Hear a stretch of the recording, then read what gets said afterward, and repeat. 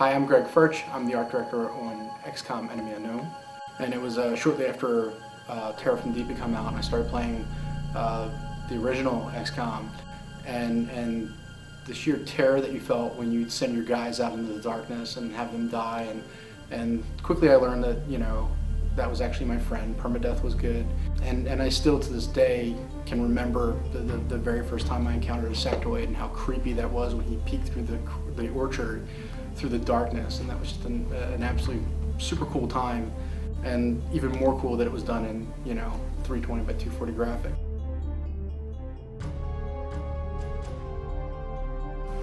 Yeah, so I mean, you know, that's been one of the things, is to try and really maintain that mood and that tension and that feel. And I think a lot of that falls on the art and how we present ourselves and how we supply our part of the game. So you know, that's been something that's really driven us to kind of keep that sort of mood when you're on missions, and to really make sure the player has that sort of sense of discovery and encounter and then conflict. XCOM, at least the initial characters, really played a stereotype, and even the art direction plays with a stereotype. You know, if you've got, you know, if somebody's, you know, a bad guy, he's got a cape and shoulder pads, or you know, or he's got one or the other, or he's got horns, or so you know, we tried to look at those decisions that they made, and they've sort of been adopted by pop culture as, you know what a sectoid is. He's a little gray guy.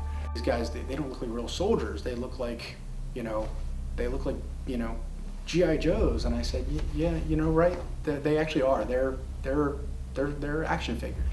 It was something that I knew internally, but I hadn't actually necessarily vocalized at that point. And when I was called out on it, to actually sit there and think about it for a second, go, yeah, no, that's absolutely correct. We are making action figures.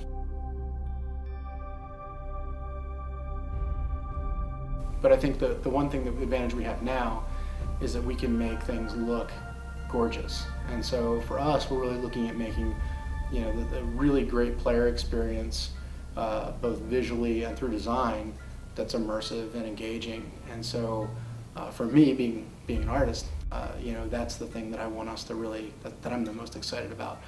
As far as playing the game, I think it's again, it goes back to what I was just saying, is giving people a new choice in how they game and what they're going to play, and something that's slightly different than, you know, what people normally have.